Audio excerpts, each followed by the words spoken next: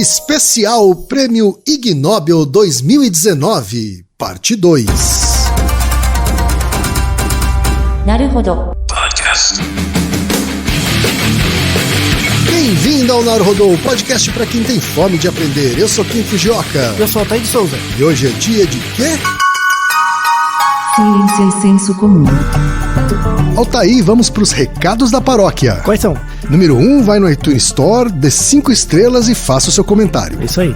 Número 2, indique um episódio do Naruhodo para alguém que nunca ouviu o Naruhodo ou mesmo nunca tenha ouvido um podcast. Vamos aumentar o tamanho de nossa podosfera. E número 3, Altair, tem uma novidade.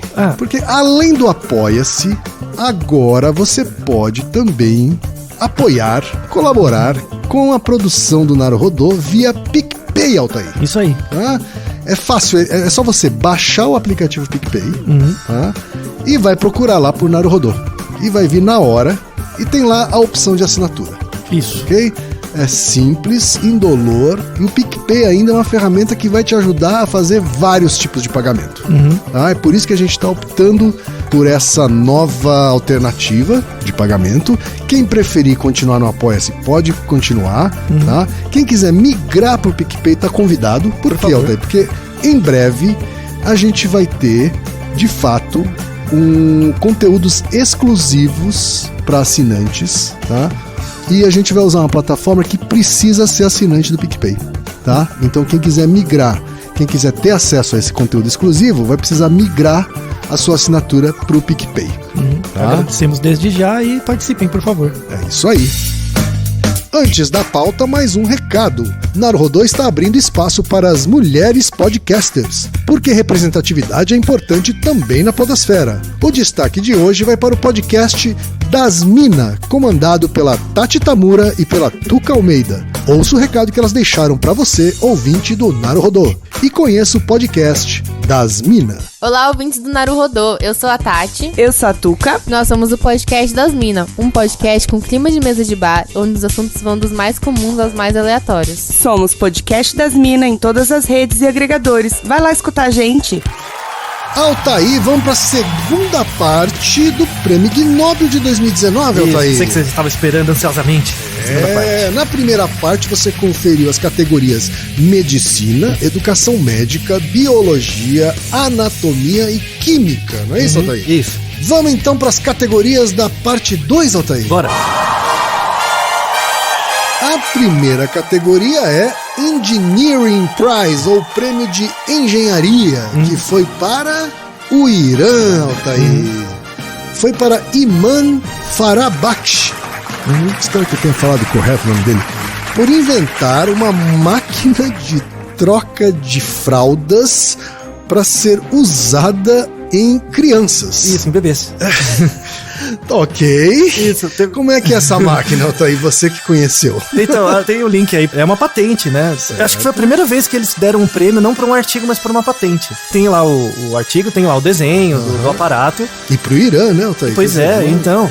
É uma caixa mais ou menos do tamanho de uma lava-louça. Tá? Grande. É, grande. Certo. Aí embaixo tem um assento, né? Que você coloca o bebê, a criança. Tem um apoio pro pé. E a máquina tem bracinhos, que troca a fralda sozinho. Ah, você tá brincando. É um robozinho, é isso? Na verdade, o robô é a caixa toda, né? É um autômato. É um autômato, isso. Eu fico com medo dessas mãozinhas aí, sei lá. Mas tem que ter uma regulagem boa. Mas aí a ideia é que nesse assento você já coloca a fralda nova, certo, né? Então já tá lá, né? A isso. Fralda, os bracinhos, eles na verdade, eles fixam a fralda, é isso? É, eles tiram a fralda primeiro, aí você limpa, higieniza, depois eles colocam a outra fralda. Ah, ele tira a anterior? Ele tira a anterior, aí você limpa, se precisar, eles colocam uma outra fralda. Sensacional. Tem que ver a viabilidade, se funciona mesmo, né? Porque ali só tinha os desenhos e... Ah, tá, entendi. Não tinha nenhum vídeo mostrando um bebê sendo trocado. Não tinha assim. ainda, não tinha. Só tinha o croquis e umas características do aparato e tal, né? Pode ser que funcione, né? Espero que sim, né? Porque deram o prêmio pra eles. Então, pode ser que funcione. Ele foi receber o prêmio e tal. Ele não demonstrou, ainda bem, né? Mas... eu queria ver essa demonstração. Ia ser interessante, mas tem que ver se a máquina troca muito mais rápido do que uma pessoa, né?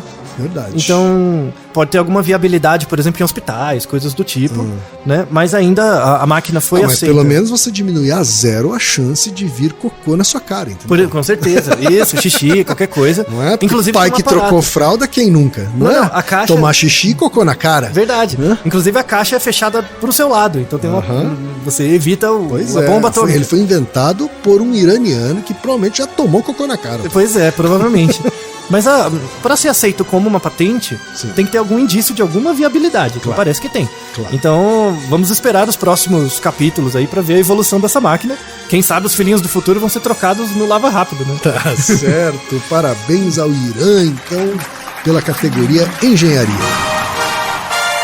A próxima categoria é a Economics Prize, ou Prêmio de Economia, Altair, que também foi para um time que teve a colaboração de Turquia, Holanda e Alemanha, para Habib Gedik, Timothy A. Voss e Andreas Voss, por testar em que país o papel dinheiro é melhor em transmitir bactérias perigosas. Esse é um tema útil, vai.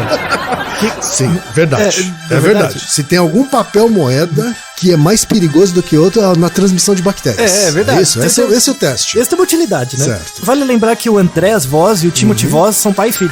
Olha só, eles são eu pai e vi filho. que eles são o mesmo sobrenome, mas não sabia qual era o parentesco deles. Então, Pedro. apesar do prêmio ser de economia, a revista que publicou é uma revista de infectologia, né? Olha É só. pela questão, óbvio. Claro, né? pela aplicação econômica. Então.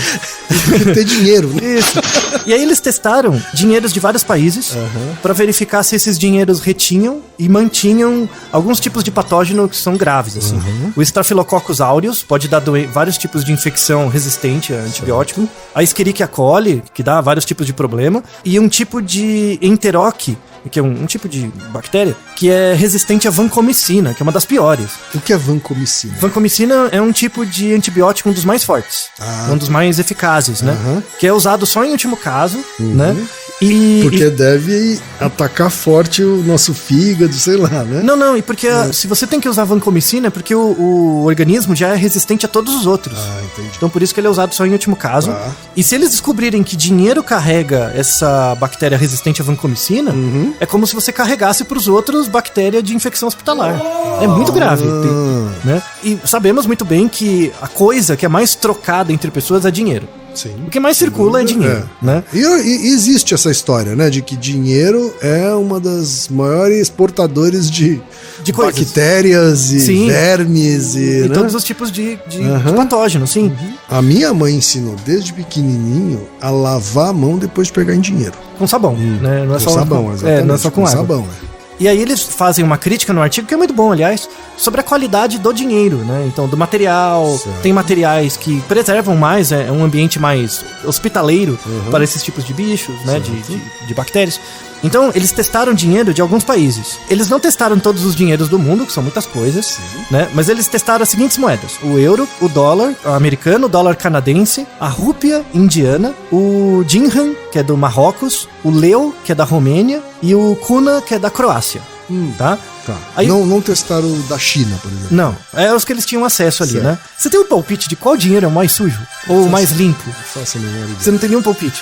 Eu posso chutar, talvez, a Índia, porque é um país mais populoso, enfim. Sim, então um chute. muita gente imagina a Índia, por exemplo, né? O Marrocos, algo assim.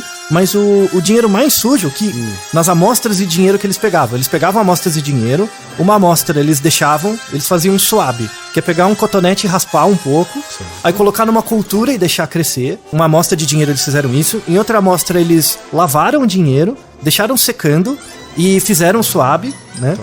Aí eles deixaram secando uma amostra por 6 horas e outras por 24 horas. Então tinha o dinheiro sem lavar, lavado por 6 horas e secado por 6 horas e 24, tá? Todas as amostras tinham resquícios de Staphylococcus aureus, Escherichia coli e do resistente à vancomicina. No dinheiro sem lavar.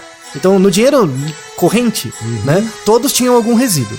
Dessas bactérias Dessas perigosas. bactérias aí. perigosas, sem contar outros. Mas tinha um dinheiro que era o que tinha menos, tá? A menor quantidade, que era o kuna, da Croácia. O dinheiro croata Da é o mais limpo. Croácia tinha menos. Era o mais limpo, o dinheiro da Croácia. Aí tinha dinheiros que você lavava por 6 horas e secava por 6 horas, ele perdia.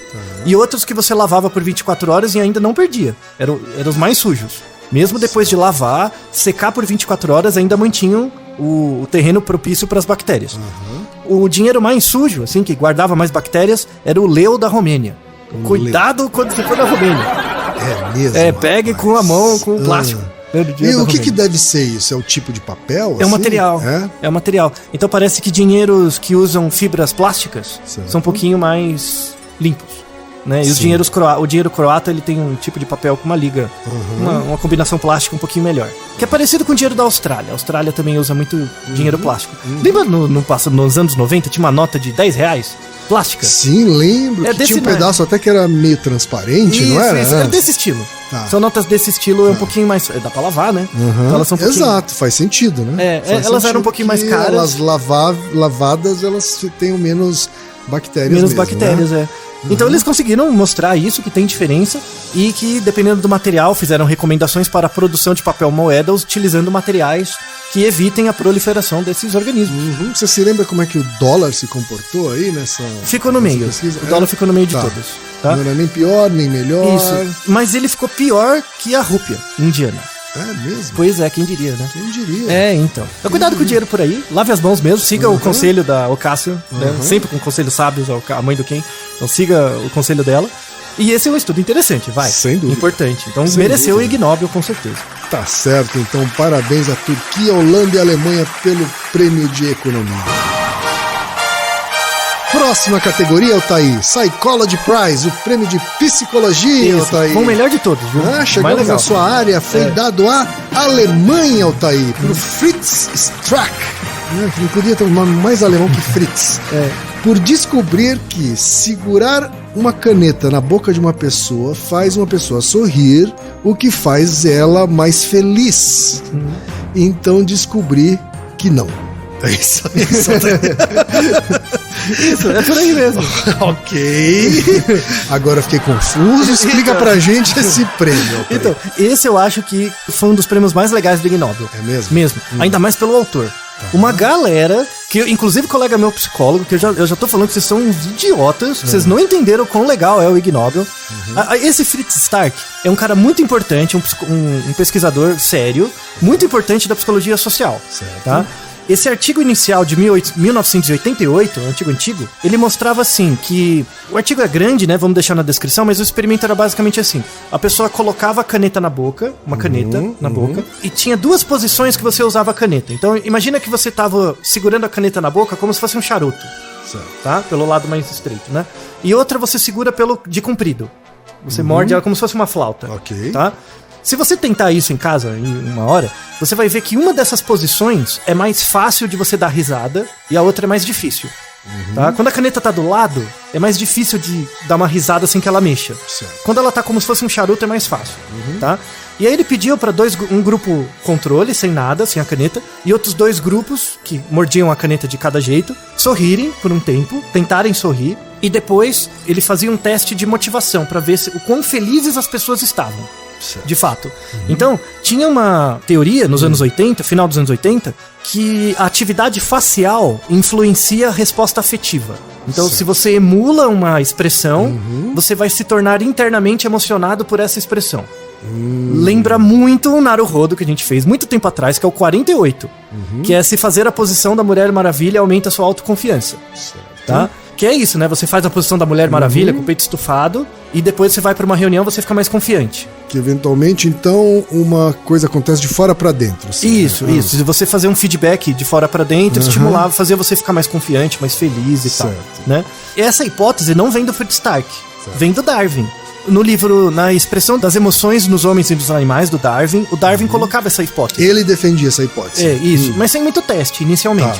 Mas só que essa hipótese de que se você... Emular uma expressão de felicidade, você fica mais feliz. Isso. Ele colocou isso como uma hipótese. Aí nos anos 70 e 80 começou a crescer muito. O Fritz Stark fez esse artigo, porque saiu numa revista muito boa de psicologia social. O artigo deu uma notoriedade pra ele, né? ele conseguiu ganhar grant e tal, e muitas pessoas começaram a reproduzir esse estudo, né? E tudo bem, é assim mesmo que a coisa anda. Tanto é que hoje, tem um artigo também na descrição que ele cita, em 2016, a gente tem mais recurso técnico. Então você não precisa segurar uma caneta na boca, mas eu posso te dar uma injeção de Botox. Verdade. Então eu coloco um Botox na sua boca, aí coloco você no espelho, e coloco você tentando rir, né? E um grupo sem Botox rindo. E ver se você fica mais feliz. É um teste muito mais preciso. Só que aí o que começou a acontecer? Depois de 1988 e pra frente, começaram a fazer os estudos e viram que não dava muito bem o resultado que ele encontrou. Sabe? Não repetia Não igual, reproduzia assim. muito bem, né? Tá.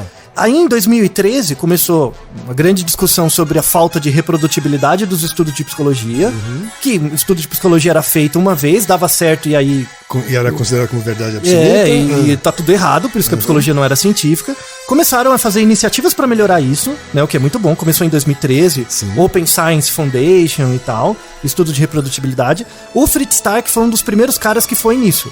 Ele falou, mano, eu vou entrar nesse grupo e eu quero que reproduza o meu estudo de 1988. O dele mesmo. O dele mesmo. Ele colocou o dele mesmo em xeque. Isso. Assim, certo. E aí outros grupos colaboraram.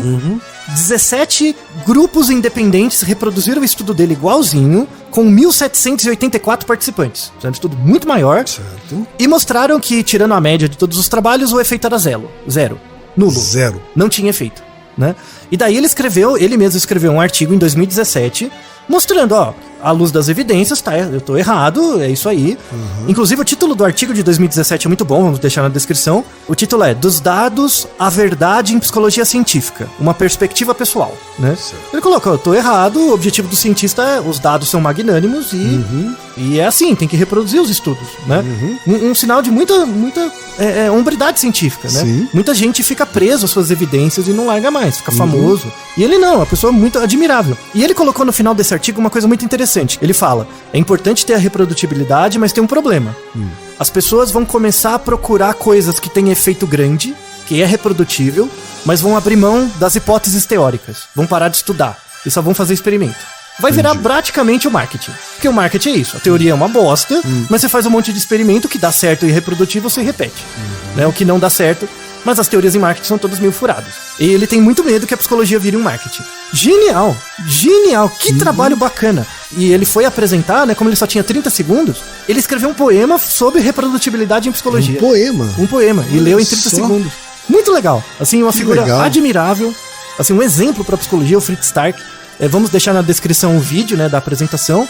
Em torno de 50 minutos é a apresentação dele, você vê o poema e tal. Muito legal. Muito legal. Merecidíssimo o prêmio. Legal, então parabéns à Alemanha e ao Fritz Stark. Altair, eu queria abrir um parênteses aqui. Claro, à vontade. Você tocou nesse assunto, né? Sobre vontade. estudos que são feitos e depois são Tomados como verdade. tomados como verdade e depois são contrariados por novos estudos. Né? Esse é um argumento utilizado por muitas pessoas que colocam em xeque a ciência em si, né? Sim. Qual que é o recado que você daria para essas pessoas assim, que usam o fato de haver muitas vezes essa releitura ou enfim um novo estudo que contraria o anterior, e aí eles usam isso para dizer, essa ciência não sabe responder tudo porque, veja, antes o ovo fazia mal, agora faz bem, depois faz mal de novo, depois... Então, a primeira coisa é ouvir o nosso Naruhodo sobre o arroz. Se o poder das palavras pode mudar o arroz, né? Ali eu faço até um experimento para explicar o método científico. A gente já falou isso em vários episódios. Vou repetir de novo uma frase do Popper. Você quer ser cientista? Sim. Se você quiser ser cientista, você vai abrir mão de duas coisas de cara, da certeza e da verdade. Se você faz ciência para estar certo ou buscar a verdade, abra uma igreja. O objetivo da ciência é lidar com a incerteza e a dúvida. Por exemplo, eu faço um experimento com 100 pessoas. Um grupo de pessoas toma remédio e o outro não. E eu descubro que o grupo de pessoas que tomou o remédio melhorou. Tá? Aí, guarda essa informação. Aí eu repito o experimento de novo. Pego outras 100 pessoas, metade toma o remédio, metade não toma. Só porque no primeiro estudo deu que as pessoas que tomaram o remédio melhoraram mais, no segundo necessariamente vai dar? Não. Mas aí, imagina que eu fiz a segunda vez e deu certo de novo. Tá? Aí eu repito uma terceira vez, o mesmo estudo. É garantido que vai dar de novo? Não. Então, quanto mais vezes você reproduzir um experimento, não quer dizer que você está mais certo, mas quer dizer que você está cada vez menos errado. Você está com uma incerteza menor. Se você basear sua vida apenas em buscar coisas que são verdadeiras, na verdade você está comprando uma pequena verdade dos outros. em vez de tentar reduzir a sua incerteza no momento de tomar decisões importantes na sua vida, né? A ciência se move assim. Às vezes eu tenho uma hipótese, eu encontro dados, evidências para essa hipótese, eu afirmo, à luz das evidências, com uma incerteza baixa, que faz sentido. Com o tempo, à luz de novas evidências, a minha hipótese pode ser falseada ou não. Certo. Você não tem verdade e mentira, você tem coisas que são falseáveis ou não, né? Então o grande mérito da ciência é te dar autonomia sobre a quantidade de erro que você tem, né? Falamos até no Naruhodo anterior, que é isso, por que você faz faculdade? Você não faz faculdade para aprender uma coisa, você faz faculdade para diminuir o erro em fazer aquilo que você está sendo formado, né? Verdade. Dou exemplo de novo da medicina. Curandeiros, pessoas que exercem a medicina, existem há milênios. A faculdade de medicina existe há pouco tempo. Então, por que você faz faculdade de medicina? Para você reduzir a sua incerteza no momento de fazer um procedimento. Certo. Logo, você erra muito menos, em média, do que um curandeiro do século XVIII, né? Então, esse é o objetivo da ciência, diminuir a sua quantidade de erro. Quando você sabe o quanto errado você está, isso te dá autonomia, né? Fala, ó, eu sei, eu vou arriscar com essa margem de erro, e você também se torna alguém humilde. Você não assume que as coisas são verdadeiras. Fala, ó, é o que eu sei, eu vou tentar à luz das evidências e vamos ver o que dá. Certo. E você se torna alguém muito mais com controle, por exemplo, né? Você controla um pouquinho melhor a natureza, né? A sua própria natureza. Então essa é uma fala muito importante, que no fundo é a fala do Fritz Strack, né? Ele reflete isso também, que é um exemplo para a psicologia. Perfeito. Então, Fecha parênteses então, Altair. Próxima categoria é Physics Prize, ou Prêmio de Física, Altair. Também foi dado para um consórcio aqui. Bem grande. Estados Unidos, Taiwan, Austrália, Nova Zelândia, Suécia e Reino Unido. Patricia Young, Alexander Lee, Miles Chen, Aline Martin, Ashley Edwards, Scott Carver e David Hu, por estudar como e por que os wombats fazem cocôs cúbicos ou quadrados, enfim. Isso. É isso, Altair? Isso. Ele é o único organismo tem um conhecido. bicho aqui que faz cocô quadrado. Quadradinhos, Isso. cubinhos mesmo. Cubinhos de cocô. Cubinhos bem bonitinhos, aliás. Tá, e são os wombats, né, Isso. que eu tô vendo aqui, que é um marsupialzinho. É um marsupial australiano herbívoro. Aham. Bem pacífico. Bichinho bem pacífico. Isso, ele é de boa. Ele lembra o quê aqui, Altair? Lembra um... Lembra um koalinha. É verdade, um koala.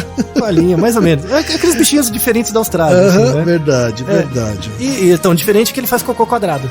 Cocô quadrado. Isso. Sensacional. Então eles estudaram por que e como eles fazem cocô quadrado. Mas imagina, você vê um bichinho fazendo cocô quadrado e você vê que e não é uma doença, né? Toda Sim. vez ele faz. Você não vai se perguntar por quê? Vamos perguntar então, por quê. alguém foi lá ver, né? Então, por que não? O mais interessante é que o artigo ou o resumo do congresso que isso apareceu não foi publicado numa revista de biologia. Ah, não? Não. Foi numa revista de física mesmo. Da Sociedade Física Americana. Tem uma divisão, né? Que são várias revistas. Tem uma que é uma divisão de fluidos dinâmicos. Uma revista de engenharia. Olha mesmo. só. É. E aí, esse bichinho, né? Esse wombat, por isso que tem colaboração da Austrália e tal, né? Pra pegar esses bichinhos. Eles coletaram 2 espécimes que tinham morrido num acidente, né? E dissecaram, né, o intestino do bichinho pra ver a diferença, né? Certo. Do trato digestório. Então, como muitos organismos, incluindo a gente, boa parte dos alimentos que você consome, eles são liquefeitos, né? Principalmente pelo estômago e tal. E na maior parte do caminho pelo intestino, eles estão em forma líquida. Na porção final, eles vão ficando sólidos porque vão tirando a água, né? No wombat aparece os 8% final do intestino é o momento em que vai tirando a água e ele vai ficando sólido. Certo. Tá? Então a diferença no intestino tá só nessa parte final, tá? O last mile aí. Isso, a parte final, né? E aí, como que é o intestino da maior parte dos organismos, né? Imagina, por exemplo, um tubinho cilíndrico, só que o intestino ele não é um tubo contínuo. Imagina que são vários tubos encaixadinhos. Certo. E entre o encaixe de um tubo e um outro tem uma emenda. Você imagina, né? Vários tubos, tá, eu não sabia, eu pensei que era um tubo só, mas não. Ele é um tubo só, Tá. assim, ele é um tubo contínuo, mas se você olhar, ele tem reentrâncias. Certo. Que parece que são conjuntos de tubos encaixados. Entendi. Tá? Ele tem uma reentrâncias reentrância. que parece que são as emendas de Isso. 2 tubos. Tá? Isso, exato, essa é a ideia. Todos os organismos, pelo menos os mamíferos, todos são assim, tá? Em média. E normalmente, quando você infla o intestino, você enche de ar, a parte do meio, entre as emendas, estende mais, e a emenda estende menos, é mais rígida. Como se fosse um cano comum, né, de água, tá? No Wombat é o contrário. A parte intermediária estende menos e a emenda estende mais. Tá. Então, quando o cocô passa por ali, né, com ar e o que quer que seja, o que dilata mais? A ponta, né, as emendas. Então as emendas fazem cortes e aí fica quadrado. É como se fosse uma máquina de estampagem. Sensacional. Parece uma prensa hidráulica. Então, você, diferente dos outros organismos, que vai tirando a água e vai ficando uma coisa meio cilíndrica ou em bolinhas, o intestino final do Wombat é uma prensa hidráulica, que corta como se fosse uma... Então ele é cortadinho. Ele é cortadinho, ele corta em pedaços cúbicos. Entendi. É como se o final do intestino dele fosse, sei lá, um sushi man que vai lá e corta. Isso, só que assim, o sushi man, ele não corta uma coisa roliça. Né? Sim. Porque ele tem uma faca que é fina, né? Se você cortar, por exemplo, com uma... Em vez de você cortar, você bate com um martelo de carne em cada parte. Sim. Você bate uma parte, bate outra, vai ficar quadrado no meio. É por isso. Sensacional. Não é legal? Porra, que bacana. Né? E é uma variação genética. Ele continuava fazendo cocô do mesmo jeito, só era quadrado. E aqui, no caso, foi pura curiosidade, né? Pura curiosidade, sim. sim. Não dá pra dizer que tem uma utilidade social aqui, né? Não, então, pra engenharia pode ser que tenha. Porque você estudar a parte final do intestino desses bichos pode te dar uma ideia de como fazer prensas mais eficientes. Verdade. Não, pode dar ideias de design. Isso, design, isso. Sua casa no formato do final do intestino do Wombat. Né? As cadeiras quadradas, tudo mais. Sabe que tem uma área do design que se inspira totalmente na natureza. Sim. Né? Estuda exatamente com a mecânica da natureza e tal, pra tentar reproduzir em objetos feitos por humanos. Mais ergonômicos, né? Então, essa é pra vocês, viu? Os designers aí, ó. Veja o cocô do Wombat. Tá bom. Muito legal. Parabéns aí aos cientistas todos que ganharam a categoria física. Agora, Altair, a categoria final. Isso. E que eu considero a categoria mais nobre, Altair. Claro. Categoria da paz. Isso. Peace Prize. O Ig Nobel da Paz. O Ig Nobel da Paz, que foi dado para uma colaboração entre Reino Unido, Arábia Saudita, Singapura e Estados Unidos. A Ghada Bin Saif, o Alexandro Papoui, a Liliana Banari e o Francis McGlone. E o Sean Quatra, e o Yong Kwak Chan e o Gil Josipovic, por tentar medir prazer de coçar uma coceira. Isso. Exato. Melhor prêmio, não é? Não é o prêmio da paz? Todo mundo dando uma coçadinha? Tá certo, olha só, porque realmente há um prazer em coçar uma coisa que tá coçando. Isso, exato. Isso é bem de sempre. Agora, eles tentaram fazer uma medição desse prazer. Mediram o prazer de uma coçada. Conta pra gente como é que eles chegaram nisso. Então, é um trabalho de 2012 na British Journal of Dermatology, uma revista importante de dermatologia, tá? E é um trabalho útil mesmo, assim, tem uma utilidade, a gente já vai ver. Eles queriam ver a variação topológica da intensidade da coceira. Então, assim, você sente coceiras diferentes em lugares diferentes do corpo. Certo. E aí você coça, né? E aí o efeito da coceira também é diferente em lugares do corpo diferentes, certo. Tá? E eles achavam, assim, que era a teoria inicial, que o prazer da coceira era associado com a quantidade de coçadas que você dava. Quanto mais você coça, mais prazer você sente. Certo. Tá? E eles viram que não é isso. Eles contradiziam a teoria anterior. Na verdade... essa realmente seria, vamos dizer assim, o senso comum, né? Quanto mais forte ou com mais frequência você coça, mais prazer. Mais prazer. Mas na verdade não é isso. Tá. O que aumenta o seu prazer é a redução da intensidade da coceira, não do coçar.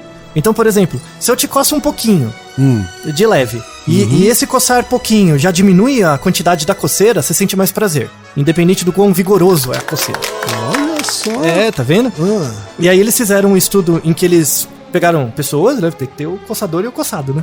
Aí eles pegaram pessoas, aí eles estimulavam, com uma espátulazinha, né? A coceira no pulso, no calcanhar e nas costas. Tá? Em locais diferentes, certo. Né? Em 18 sujeitos. E aí depois o experimentador ia e coçava a pessoa. A pessoa não se coçava, era uma outra pessoa que coçava. Isso é um viés, tá? Tinha que ver a autocoçada também, mas tudo bem. E aí o experimentador coçava, né, por 30 segundos. Então imagina, você sentado no lugar com uma coceira no calcanhar, uma pessoa coçando o seu calcanhar e você olhando para uma escala de 0 a 7, sendo que 7 é o mais prazeroso e 0 é o menos, dizendo a cada momento quanto prazer você estava sentindo. Imagina a sensação, alguém coçando seu calcanhar, você, 4, Ai, 5, 2, né, aquela coisa. Né? O experimento era esse, só pra você ter uma ideia, né? Certo. Só esse método de coleta já vale um prêmio. Já vale, com certeza. Não, mas você vem pesquisa de mercado, tá quase lá, né? Certo. E aí eles começaram e mediram ao longo do tempo o grau de prazer percebido, né? E aí eles viram que a percepção de prazer é diferente dependendo da região. Então, as pessoas sentem mais prazer com a coçada no calcanhar. Calcanhar? No calcanhar. Quem tá com uma coceira no calcanhar e coça, o aumento de prazer, o pico de prazer é maior. É mesmo? É, no calcanhar. Sim. E calcanhar? E aí a necessidade é um pedaço de pele tão baixa sensibilidade, não é? Bom, é o que apareceu ali, né? E aí tem regiões em que a coceira acaba mais rápido, você não precisa coçar muito. Certo. A região que mais suscetível a coceira acabar rapidamente são as costas. Nas costas, rapidinho, você coça um pouco, já passa. Né? Ali na região do ombro e tal, né? Certo. E aí eles viram que não importava você coçar muito forte, ou muito rápido, ou muito devagar. Isso não aumenta o prazer. O que aumenta o prazer é você ver a sensação de coceira diminuir rápido. Então, por exemplo... o prazer, na verdade, não tá no coçar. Não, tá na redução da sensação... Tá na sensação de redução. Da coceira, Faz sentido. Então, por exemplo, você tá com uma coceira no braço. Aí eu coço muito forte, muito rápido. Ou coço devagar, não muda em nada a sua sensação de prazer. O que importa é o efeito de reduzir a coceira. Né? Certo. Então, você não precisa coçar muito forte. Por que isso saiu numa revista de dermatologia? Imagina que você tá fazendo um tratamento de pele, mas um tratamento de verdade, tipo pra queimadura. Queimadura dá muita coceira. Muita. E você passa um creme. E aí dá vontade de coçar o tempo todo, né? Aquela ferida. Então, você pode fazer uma técnica, né? Um treino pra pessoa, que ela pode passar a mão devagar. Por exemplo, já reduz a sensação de coceira muito mais do que ela querer tirar a pele. Coçar forte. Isso é muito útil pra crianças. Por exemplo. Verdade. Ó, a utilidade. Verdade. Então, na verdade, você não precisa tacar a unha. Não precisa. Às vezes só passar a mão. Se você fazer só um carinho, né, já pode aliviar aquela coceira. Então, às vezes a pessoa quer coçar muito rápido pra diminuir logo e não diminui. Então ela pode só passar a mão. Meio que a nossa reação instintiva, assim, né? Já enfiar a unha e ficar coçando rapidinho. Você passa a mão só, como se fosse um carinho mais forte, né? Certo. Passa a mão. Isso vai diminuir, vai aumentar seu prazer e sem lesionar a pele.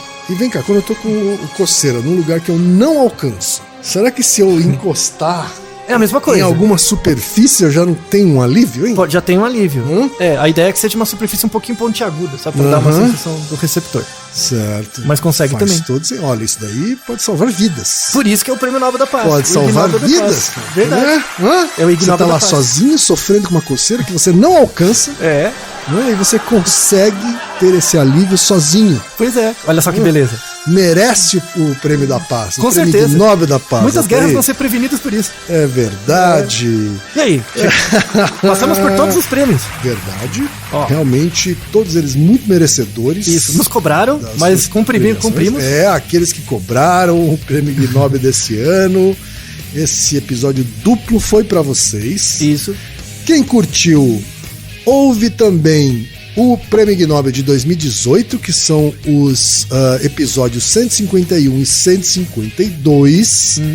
E quem tiver curiosidade de conhecer os estudos originais, tem os links no nosso post, né? E na descrição. No B9. Aí você vai ver que os títulos dos estudos são diferentes dos títulos que o Prêmio Ig Nobel dá. Mas tem exatamente o mesmo conteúdo. Exato. Tá bom? Então é isso. Aguarde o ano que vem, 2020, Ig Nobel. Mal esperamos pra conferir o Ig Nobel de 2020. Já tô esperando. Naruhodô, ilustríssimo ouvinte. Naruhodô. Você sabia que pode ajudar a manter o Naruhodô no ar? Ao contribuir, você pode ter acesso ao grupo fechado no Facebook e receber conteúdos exclusivos. Acesse apoia.se/Naruhodô Podcast. E você já sabe, aqui no Naruhodô, quem faz a pauta é você. Você tem alguma pergunta pra gente ou quer comentar algum episódio? Escreva pra nós. podcast@naruhodô.com.br. Repetindo? podcast@naruhodô.com.br. E lembre-se, mande nome completo, idade, profissão e a cidade de onde você está falando. É isso aí. Naruhodô. Esse podcast é apresentado por b9.com.br.